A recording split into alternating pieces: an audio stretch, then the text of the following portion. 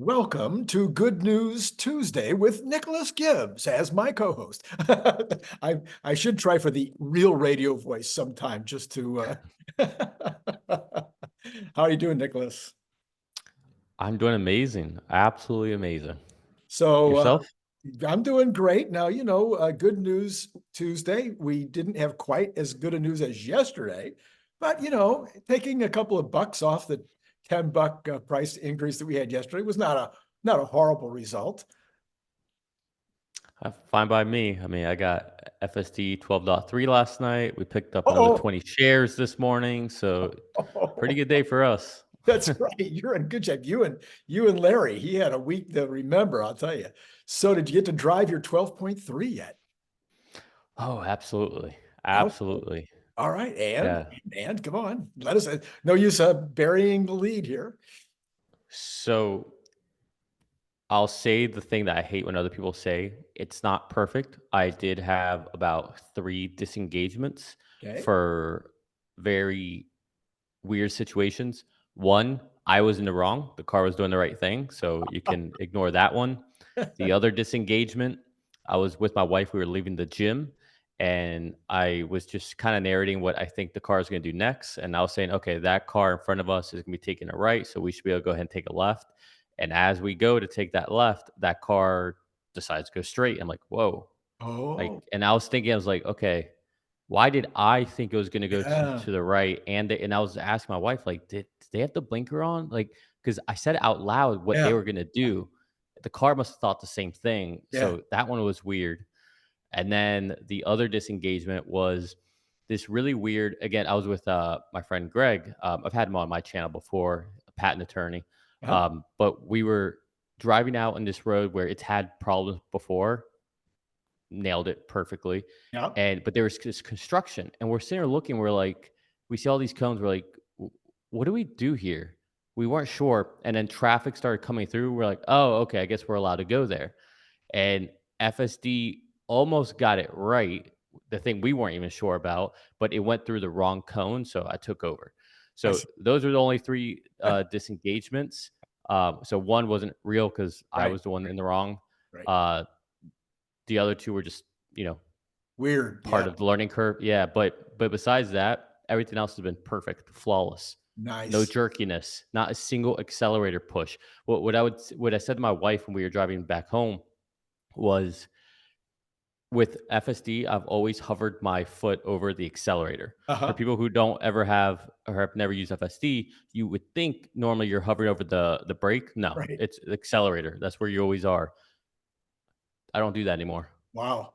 Wow. Yeah, not a single accelerator push. The confidence Yeah. is un it's not perfect, Yeah. right? This is like day 1 of this new architecture. It is beyond evident that this is the path. I Nice. mean, we don't know what we don't know, but oh my goodness. It was oh man. I like I said, we picked up 20 more shares this morning. There So you go. There you go. Well, with that in mind, I am going to turn around though today. I want to tackle the hard stuff. What is the new saying? I'm going to say the stuff out loud, that nobody says out loud. But I think right now, after the last 2 weeks, pretty much everybody in our community has got to be thinking, hmm, the competition really is coming now. And if they didn't think that because of the robots that we've seen in the last couple of weeks or because of BYD's different things that they've been doing, they might have thought it if they watched that keynote last night that OpenAI put on. I mean, I'm sorry, that Nvidia put on. So let me just talk about that with you for a few minutes. Obviously, these guys are on fire, and they revealed almost exactly what was expected in terms of their new chips and some other related products. So there wasn't any big news last night, and their stock took a hit because of it. It kind of reminded me of a Tesla meeting. yeah, And right. then it picked up a little bit today, but then it went down again in the after hours. Anyway, what was your overall impressions of the Nvidia meeting last night? And then I'll ask you some direct questions. Yeah, so I didn't watch all of it to be fair, but I did watch significant parts of it. Um, I thought it was what was expected. I actually I like the way Jensen presents. I think the stuff that they did was great. He's somewhere like in the middle between, to me, the cheesiness of Apple and the rawness of Tesla, right? He like they're somewhere in the middle, is the way I see it. But You mean I think they touched. the cheesiness of Apple today, not the Steve Jobs Yes, masterful performance. well said, well said. But yeah, I think they covered everything we kind of expected. I think the new chipsets were expected. I'm still a little confused about what exactly the NIMS are. I don't think they didn't go too much into that, so I need to understand that a little more. I don't know if it's a I don't know if it's like a transistor set or a chip set or if it's just software. I'm leaning towards software. That's the way I took it. That Uh-huh. it's like software that could become recurring revenue. Uh, I did think that was interesting. They did put a lot of emphasis on trying to explain their business and the fact that they do have a software component. They're not just a hardware component. Um, and essentially, stressing what, I think a lot of Tesla shareholders wish that, our leaders at Tesla would emphasize more. And the fact, Jensen made it clear, like anything to do with this space is going to have us in it. And that's why he put all those bots behind him from all those different companies saying, yeah, everyone's doing great things. But what's the commonality? Hey, how are you? It's us. Right. Right. Now, somebody said today, I thought it was well said, that the advantage of working with Nvidia, if you're a bot maker or an automaker, the advantage of working with Nvidia is that they've got a package they can give you that will get you well along the way to what you need to do. There's still plenty that you have to do, but that you're going to be stuck in their system. Whereas Tesla, because they're building it from the ground up, they're creating their own system. Yeah, I don't want to go too technically deep on this, but just staying high level, the problem with, listen, Tesla uses Nvidia, right? They Right. use Yes. the H100s, Grace Hoppers, this next set, Blackwell. They'll be purchasing those as well. So, not to say that Tesla doesn't use Nvidia, right?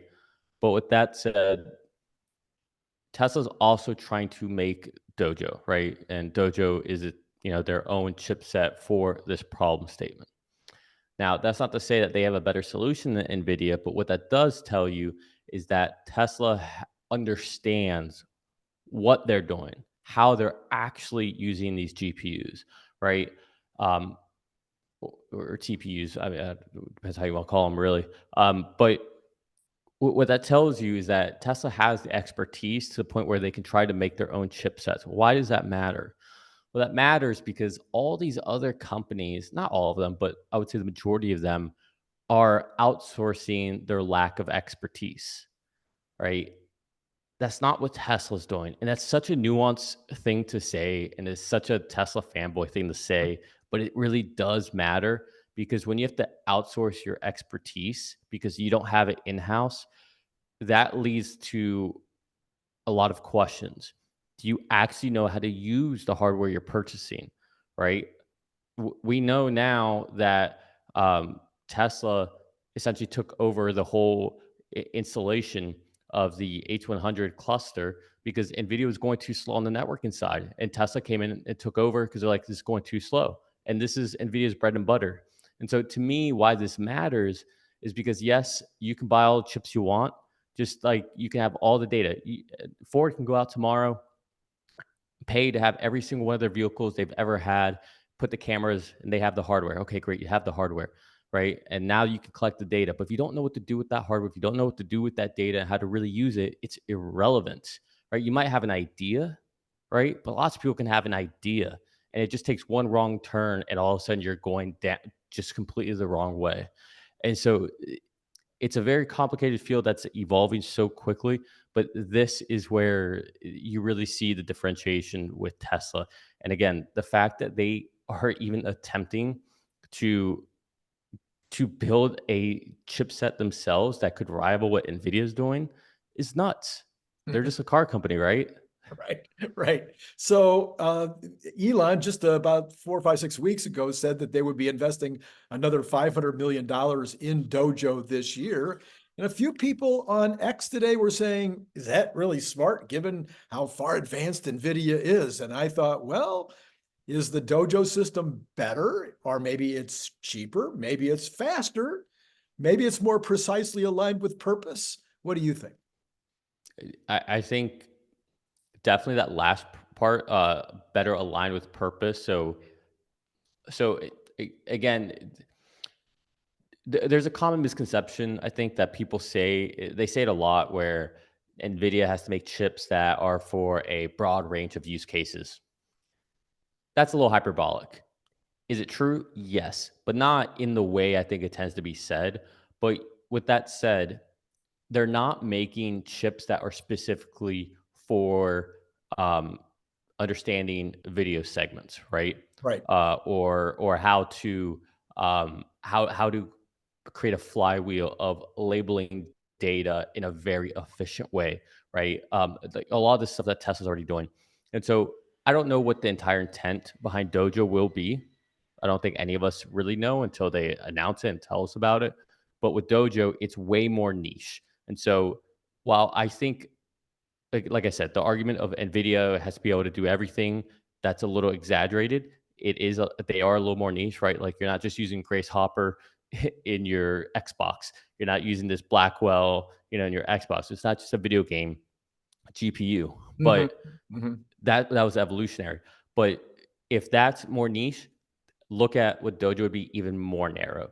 And so that's where I think you have a very good point. But then also what they're doing with Dojo, it's not just about the chipset. And I think people get lost in that. It's the networking, it's the cooling, it's the composition of the cabinets. It's not just normal 42U racks and we just slide in our pizza boxes in there, right? They've completely redesigned all of it. So it's a whole different way of thinking how racks and clusters and networking of them look. So it's more than just the chips. Okay. All right.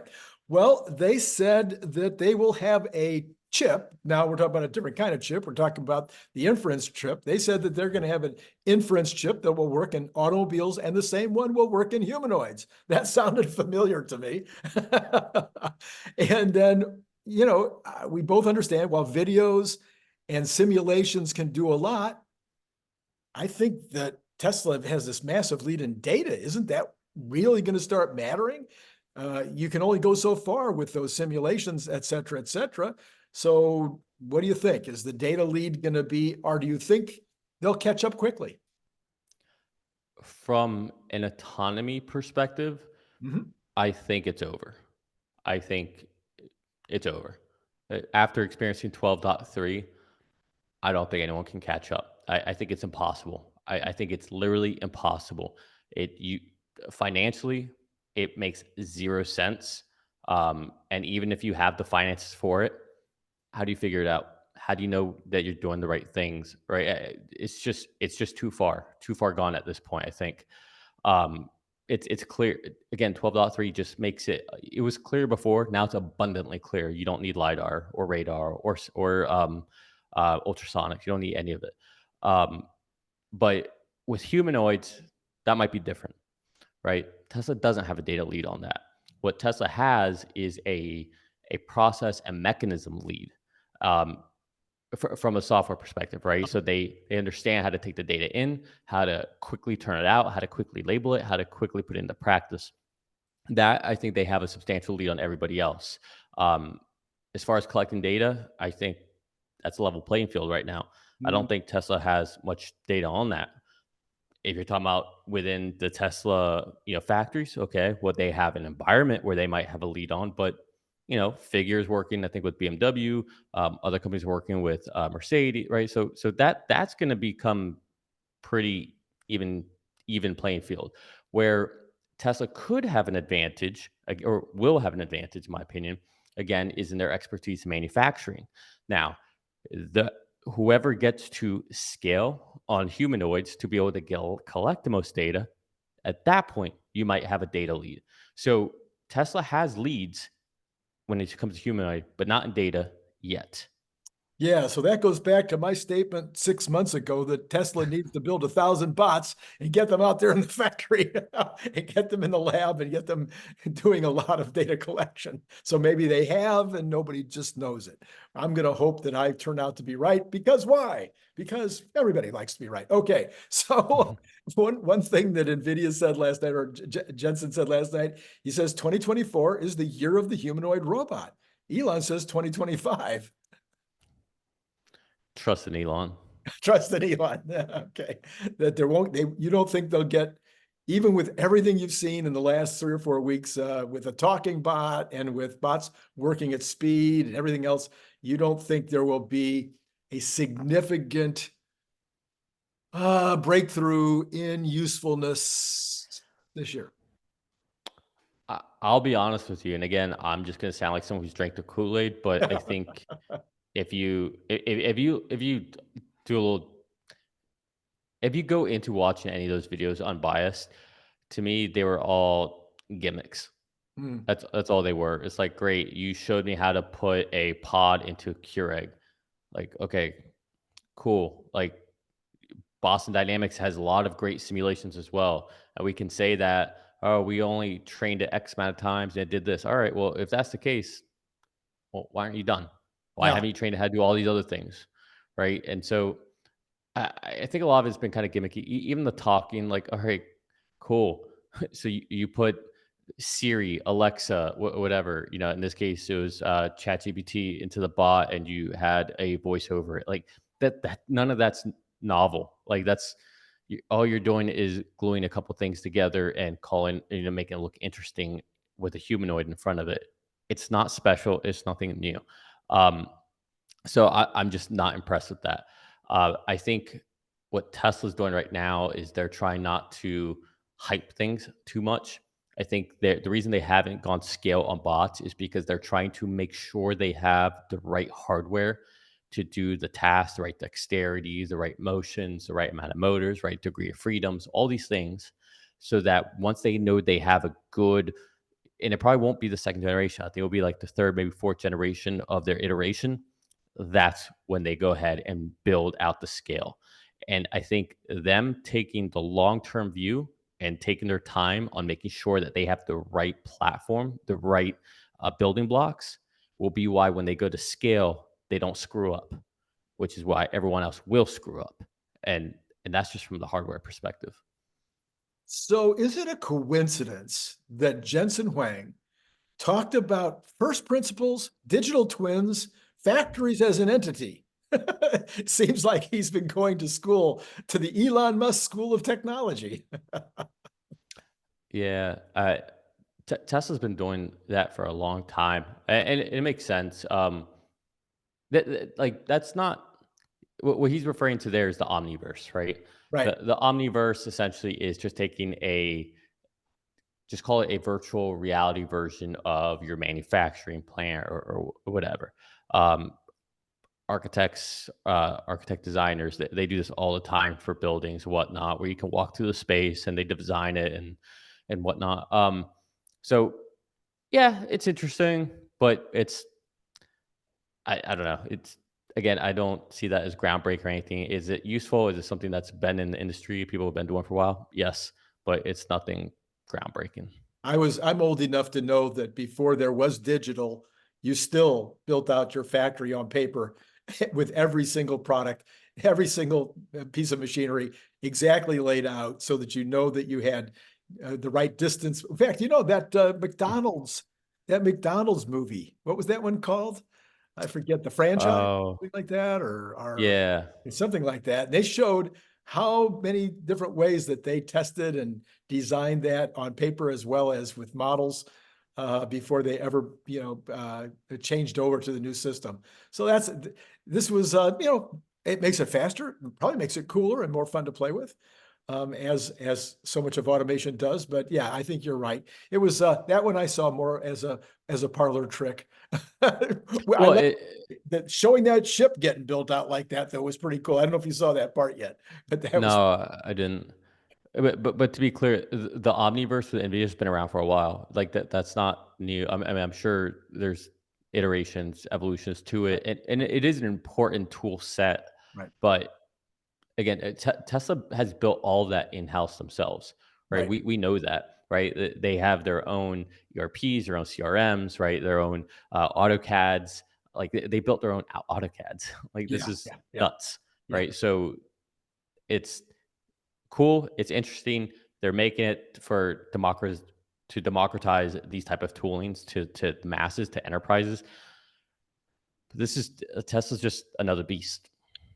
Yeah, and I was thinking myself, I don't think I've said this out loud yet, but I think I did maybe say it this morning. It's one thing to take all of this technology and all these potentials to a manufacturer. It's another thing to get them to actually change their culture to be able to use them properly.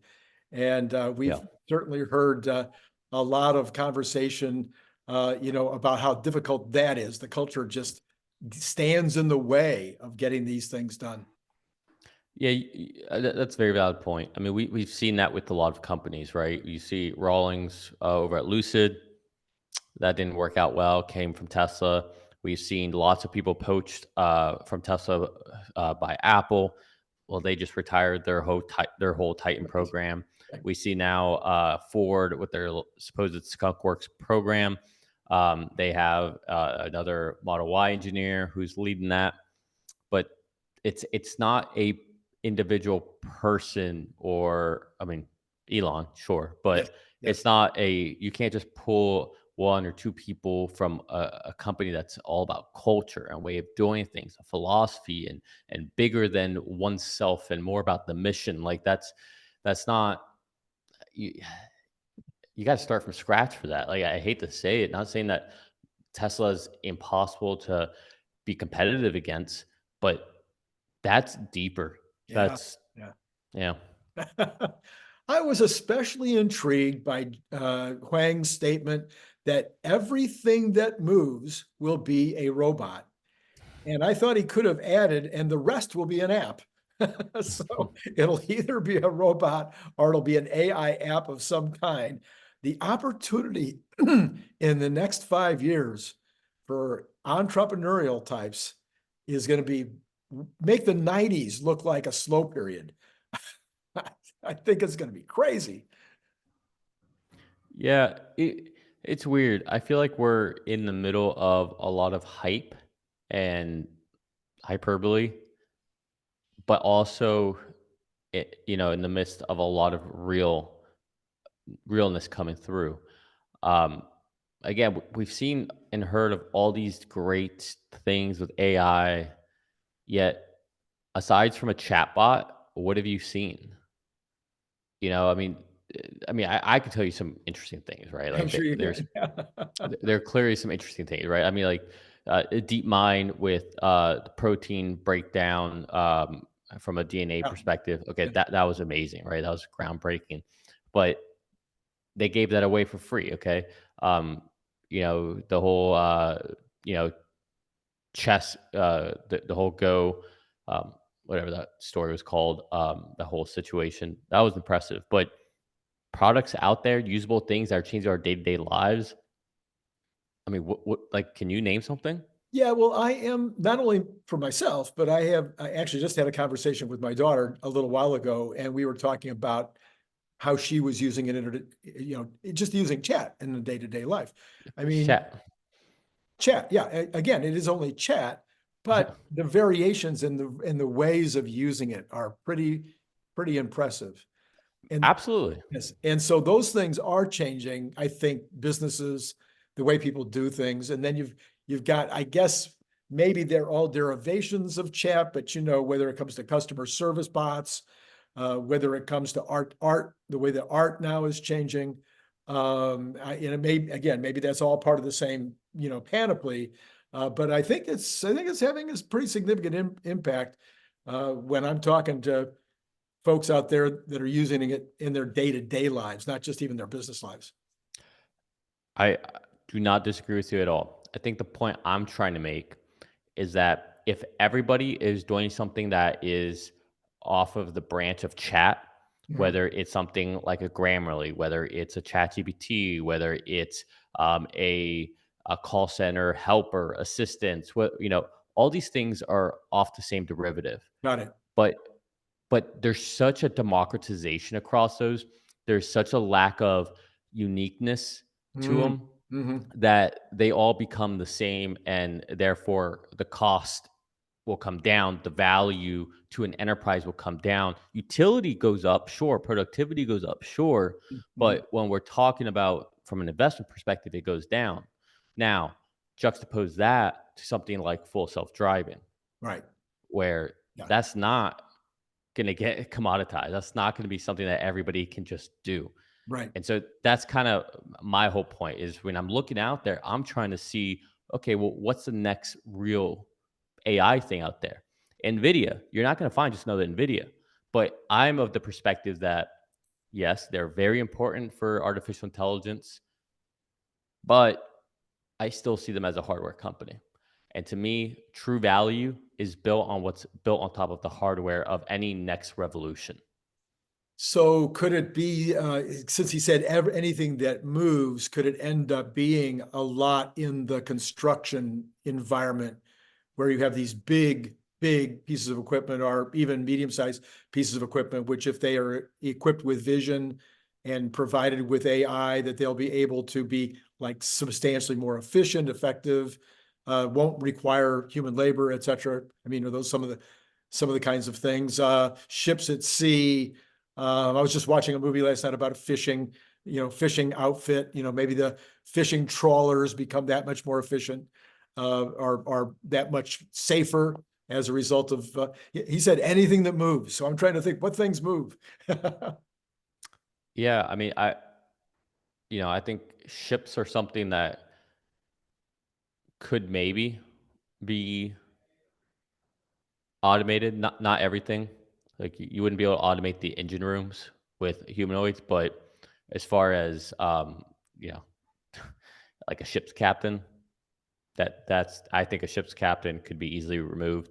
The reason I say you wouldn't be able to remove the engineers is because if if there's a seal that breaks on a pump, Uh-huh, uh-huh. what are you gonna do, right? Like unless a humanoid can go and diagnose that that's the problem, replace that seal, like that's next level at that point. At that point, Randy, you and I are vacationing in Bora Bora together, and yeah, doing these videos from there. All right, why don't we take a look now at the news that's coming? Oh, one last thought. Was there anything else out of the NVIDIA meeting or the last week or so in terms of all of this change that's going on that you think you'd like that I didn't bring up that you'd like to share? The the only thing, there's a lot of tweets this morning from Elon regarding FSD. I know you're saying Nvidia, but Yeah, yeah.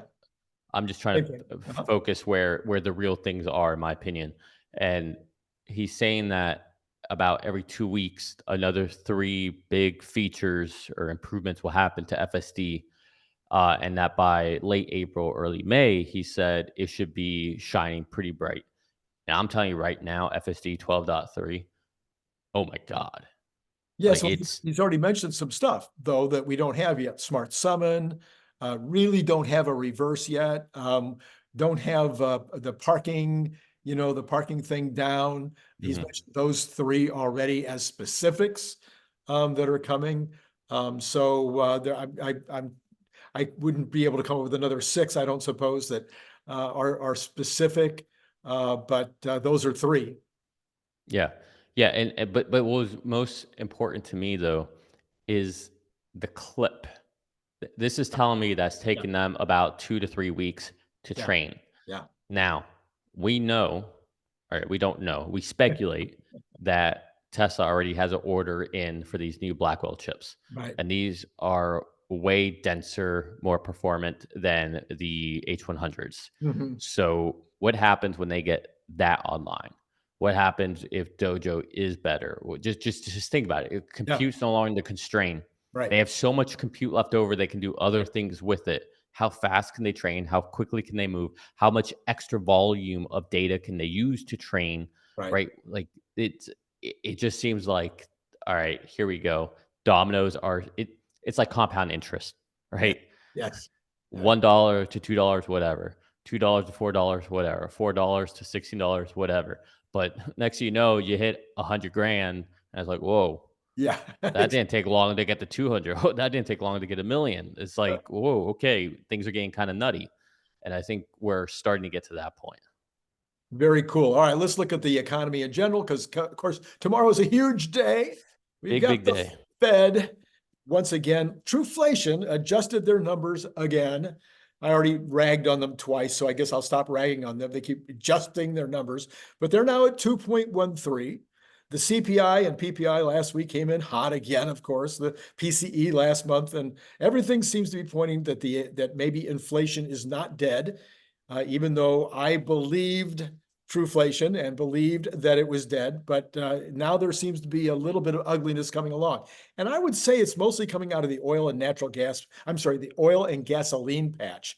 That's where I think the biggest piece of these price increases is coming. But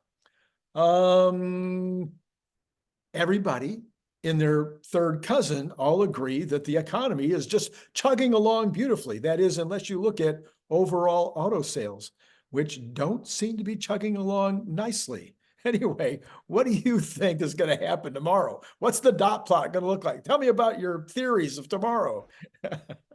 Oh, I don't know. I I actually think we go green tomorrow. Believe it or not, I Okay. think we end tomorrow green. Remember, you heard it here first. Okay. Um, I think I think there's a chance that they signal a potential for one less cut. That's that's possible. I think the only thing that will really be like crazy would be if they forecasted higher rates. Oh boy, that would be crazy. Yeah, Or no cuts. yeah. I don't think there'll be no cuts. But then becomes the real interesting thing. Do they still forecast a cut in June or July? Yeah. Because if they're gonna do a cut, they got to do it in June or July. Yeah. Because if not, that what because that is there a meeting in November? I don't think there is. Yeah. And so you like I as much as they say they don't want to be come off as political and fighting inflation is hard enough without throwing that into it. All right, sure. You don't not account for that. I don't care what you say. You can try to be as stoic as you want. It's there. Especially after your last faux pas of transitory, you don't want to put any more egg on your face. So I think if they do a cut, it'll be in June or July. I think they'll foreshadow that, and yeah, then I think the next one will be like in December. Um, but we'll see. I mean, we'll see how everything's going. I don't know. I think tomorrow will be really interesting, but I think a lot of it's been priced in. Okay, well, so people are saying, that if there was any dovishness, that would be enough to get you in the green, as you mentioned. So dovishness might include, well, we're looking at June. Yeah, not that I think he'd say it quite that clearly, but something that would indicate that. I'm going to be looking for what he says about inflation. So we have all of our information about inflation. He watches Trueflation and he has everything from all the stuff from PCI, all the stuff, same stuff we do, but he's got all these different, separate divisions of the Fed that are all doing their own work and they're all feeding in together. Now, sometimes the committee doesn't make something better, but you got all this data that you and I really don't have Mhm. available to us. Sometimes he seems to kind of give us a hint as to what he's seeing. I would look for that. Does he say something like, we think inflation is still going in the right direction? Something as simple as that, as opposed to, oh, what we're seeing now worries us that we're going back in the wrong direction. Those are the kind of statements I think that could either get you green or potentially turn you red. Yeah, I don't think he'll bend any one way or the other. I think he'll keep it balanced. I think he'll probably say, we have to look at it through the totality. No 1 month or 2 months or 3 months, make a trend, which is why we didn't cut before, which is why we're not too worried right now. We want to look at it through the totality.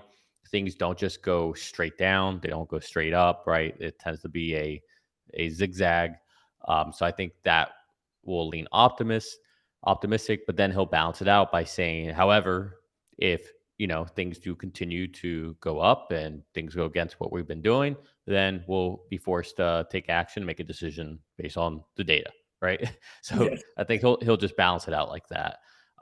You think he'll bring up oil? I think somebody will bring up oil, not him. I don't think he will. Yeah, I heard conflicting reports today, and I didn't have a chance to go find out what was going on. I saw one headline that said that the Russians are, they're obviously they're having problems with the Ukrainians bombing their facilities. I saw another report that said that the price of oil is up because of Russian supply problems. And then I saw another headline that said that the Russians were actually exporting more oil. Now, I guess all three of those things could happen simultaneously, but it seems like a weird combination. Do you have any clarity on that, or yeah, no I do clarity? not. Okay. So one way or the other, they're blaming the current increase not on the Red Sea problem, but on Russia. And that would so if the Ukrainians continue to bomb the Russian oil facilities at a time when the United States is trying to get their economy under control as a result of potentially higher oil prices, this would seem to be this would be something that I want to be talking to somebody who's president of the Ukraine. I don't know. Do we are we cutting off our nose to spite our face if Ukraine is finding that the most strategic thing they can do right now is hurt the Russians in the oil patch?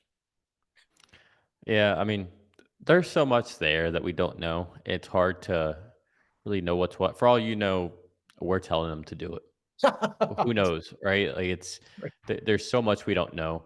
Um, I mean, even like after listening to Tucker Carlson talk to Putin, was the whole Bill Clinton thing real? Like, I mean, like you just, I don't know. I feel like all of that's just a bunch of shadow games, and we never really know what's going on. But what I do know, kind of, staying on this conversation with the Fed, is that Nick Timiraos, from was he from the Wall Street Journal? He's kind of been like the Fed whisperer, if you will, kind of like where they leak things out, and you know, really nothing crazy. The only thing that he's tweeted out lately was 11 hours ago, saying Fed officials have a bias to cut rates, but need credible justification to get started. It's the last thing Wow. he tweeted. So, barring anything crazy coming out from him, I would say that tomorrow's going to be a nothing burger. So they have a bias to cut, but they want the data to give it to them. Okay. All right. Well, that's interesting. Well, all right. Yeah, tomorrow should be interesting. It's always it's always something. So, Always something. Yep. And we're ready to buy some more in case it's not a green day. So okay, all right. You're sitting there with dry powder, huh? a little bit. Yep. A little bit. That's good. Well, it turns out that Tesla, after being down $2.48, is down a whole nother 8 pennies in the after hours. So I guess we're looking good here. We've held on to this 170 price number, and we'll see if we can build on that as the week progresses. Although you'd rather it goes down another couple, I guess. And then we have, I was going to check on Nvidia just for fun, which we don't normally do, but what the heck? It's the hot subject at the moment. And Yeah, now it's down it's two down a little bucks. bit. Yeah, now down a little bit in the after hours. It was down more actually when I looked earlier. And then we've got, let's see, we have got the bonds. They have a new thing. I don't know if you've noticed this, that the 10-year bond, they start giving you a number an hour earlier than the rest of the bonds. That's a new Oh thing. no, So they I start didn't notice trading that. the 10-year an hour early. So we do know that the 10-year is now in the pre-market is down 0.3 of a basis point. So that's not very important, but it's under 4.3. So after screaming over to 4.35, 4.34, somewhere around there, we're now back under 4.3. That's good directionally. I like that. Oil is down 27 cents, but it's still at 83.20. If If you compare that Yeah. to 71 only a few weeks ago, that's not good. Natural gas up a little bit, but still at $1.75. That's okay. The dollar still continues up, continues strong. And gold at 2160, that's just a bit down from its all-time high. Copper down a little this now. It was up earlier this morning, so down now. 406 though, so could dip back under $4 again. At least directionally, it was up at 4.15, I think, is the high, recent high. I mean for a long time recent high. And then Bitcoin clobbered and clobbered and clobbered. So 63,535, 63,517. So down 3,651 for the day. Why is it just got over its skis and it's correcting? I mean, I don't know anything about it, so you know that. It's, I don't know, probably just day-to-day fluctuations like anything else. Okay. Okay, for the equities, we've got the Dow. I think we could make this easy. Flat. There's so little change right now. 2%, 0.02, 0.04. Yeah, I mean, it's just completely flat. So we will see what happens tomorrow when the Fed speaks. And I will personally have a show probably right after the Fed gets done talking. And then I've already talked to Jeff Lutz, and he will be joining me at the regular time tomorrow night. And I'm sure he'll have a bunch to say about what happens with the Fed tomorrow evening. And then if you haven't had a chance to look, you could go back, everybody, and check out 2 days of Brian White. Really cool stuff. We did a review of the reviews. We took a look at all the different robot reviews and all the different Cybertruck reviews and all the Model 3 reviews. And then Brian had a prediction. Did you know that? I don't know if you knew or if you've seen this, Nicholas. Somebody is predicting that there's going to be a new Tesla product 2 weeks from now. Oh, no, I And I did don't not know see whether that. it's going to be like a tequila thing or, and so anyway, Brian has a speculation. So I'm going to put up a card for today's show that you can take a look at that and see what Brian is speculating that product will be 2 weeks from now. That's all I'm going to say. Little tease. All right. Well, you sucked me in. There you go. Okay, Nicholas, great having you on as co-host on Wednesdays. And I am sure that there's going to be good news out of what we've talked about today, even if it's just that talking about Nicholas buying more stock today is not investment advice. That is true. Don't Thanks. be stupid. Yeah. Thanks again, Nicholas. It's been great. And for all of you out there, it's been great talking to you.